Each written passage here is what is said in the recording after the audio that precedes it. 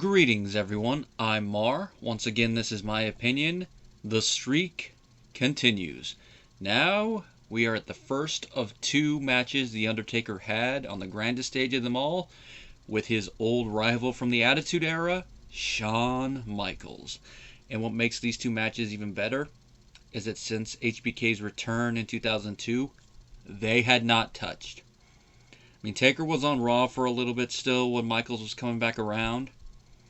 But then once Michaels started his in-ring career again, Taker was on SmackDown.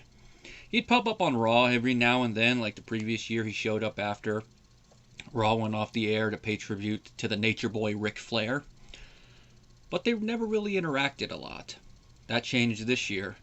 And this feud, oh boy. I remember 2009. That was towards the end of the height of my fandom. It wasn't as strong as it had been like in the 04 to 07 era. But it was still there. It's a lot higher up than it is now. Now it's mainly the older stuff and some of the newer stuff and occasionally some of the big stuff from AEW that keeps my fandom peaked. It's one of those things like we're probably come back once we get to another hot period. Now, watching it, I'm like, oh, this is going to be a good match. And of course, I could only watch the aftermath and the prelude, because at this point I wasn't watching pay-per-views yet. It's, I think, 2 or 3 more before I actually started watching WrestleMania. Not counting 04, because that was a one-off. WrestleMania 20. Just the build-up for this. During it, Taker said one of the best lines he's ever said. "You'll find it's hell, trying to get to heaven." And I love how they use that in the promo at the beginning of it.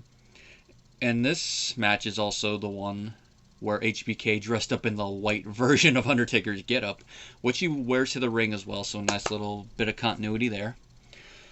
WrestleMania 25, emanating from Reliance Stadium in Houston, Texas, on April 5th, 2009, in front of 72,000 plus fans. While this wasn't the main event, it was close to. It was the 7th out of 9 matches on the card. The only matches after it were the 2 world title matches.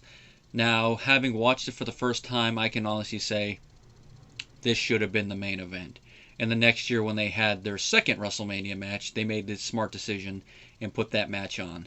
Now, at press time, as I'm recording this, I haven't watched that match yet, so people always go back and forth on which one of these 2 Mania matches is the better overall match. After watching this one, I can safely say I can see why a lot of people say this one is the better one. Because the history between the two, the emotion of the streak on the line. Whereas the next match does have that whole streak versus career thing, but this one still has that novelty of this being their first one-on-one encounter since Shawn Michaels' first retirement. So it has a little bit more of that nostalgic value there, even though for someone like me, that's more retroactive nostalgia. It is a 3-man booth on commentary for this match. We have JR, King, and Cole. And Cole, he has some pretty decent calls this night. He actually does bring up the fact that Undertaker has never defeated Shawn Michaels in a one-on-one encounter, which, another reason why I think the drama for this match is just a little bit better, because we got that. It's like, Michaels got his number. And that actually comes into play several times throughout the match. Match starts. There's a lot of back and forth. They're both experienced veterans, so the pacing of the back and forth, the way that they're all looking at each other, moving, you definitely sense it. HBK uses a figure 4 at one point. Taker manages to get out with punches. Then eventually Taker gets caught in a modified crossface. He reverses it briefly into a pin, and then he manages to get it into a side slam, which is nice. At one point, Taker gets Shawn Michaels in the Hell's Gate, which when that happened, the crowd went nuts, which is one of the first big moments that happens in the match. It happens a lot in the last couple minutes of it, which just shows by that point in the match how well these two wily veterans have the crowd in the palm of their hands, just to show into the drama. Taker does an interesting little thing where he sidesteps and swats HBK away when he attempts his crossbody on the outside. Which, of course, HBK shakes it off as Taker does a sit-up. And then we get to the one messed up spot in the match that everybody remembers. The spot that, if you believe the rumors, cost a man his job. And that is HBK pulling the cameraman, who was played by Sim Snuka formerly of Deuce and Domino, which I did love that team. I mean, it's a greaser throwback with 50s music. You can't not like it. And he pulled him into Undertaker's over-the-top rope dive. Now, Snuka was not in proper position for this, so he was not able to fully catch Taker. And on camera, you can clearly see Undertaker's head connect with the ground. Granted, he hits a mat, but with all that momentum, even hitting a mat's still going to hurt a little bit. And King had a good ad-lib line here. I heard something crack. It's like makes you feel that, but it's like, oh, that's a good one, King. Really adds to the drama of that moment that was unintended. And of course, Snuka was released that June, and this was the last thing of importance he did. It's basically you had one job moment. But you can't say it didn't add to the match, and thankfully Undertaker was not hurt and didn't look like he had a concussion. Because it's not like in his Lesnar match where after he got hit, he was noticeably moving different. You're like, you alright? If he was concussed, it was mildly, and I haven't really heard any major stories about him getting concussed by that, but that's one of those ones I'm like, oh okay, I'm good. Taker eventually hits a chokeslam once he recovers and gets back in. It's only enough for a 2, but the crowd erupts again, and this is where it starts to segue into the final part of the match. You know, he goes for another chokeslam, that gets reversed into a sweet chin for 2. Taker starts going for the last ride, gets reversed into a pin attempt. Taker rolls through and he gets HBK up for a second attempt. And it works this time, but it's only enough for a 2 count. Now, there's my whole thing about prostitution of finishers. This match is an example of where the kick out of finishers works. Now, with the chokeslam, as I've said in the previous ones, by this point, that's more a setup move than it is a finisher, at least when Taker uses it. With Kane, he goes back and forth between which of the two is the finisher. Big Show, it was always his finisher. So it makes more sense when you kick out of it from Big Show, where it'd be a big drama moment. At this point, everybody kicks out of the chokeslam. Last ride, not as many people kick out of. I know Lesnar kicked out of at least one, but that one was a rope break, not an actual kick out. This one, Shawn actually kicked out, and the crowd erupted. Because I'd have to go back and watch all the SmackDowns again, but I don't think that many people were kicking out of the last ride at this point. Usually on TV, when Taker used one of his pure finishers, either, like if you use Hell's Gate, either you tapped, spit up blood, or you managed to get out of it somehow, using a rope break. But for Tombstone and Last Ride, you rarely kicked out of it. And of course, because of that, Taker is slightly frustrated. He's like, he's probably thinking what a version of what I'm just saying. Nobody kicks out of that.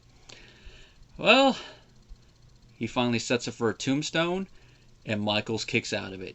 And this is the other moment in the match that people remember. Now, like a lot of you longtime wrestling fans, I am hard on Mr. Kevin Bunny Dunn.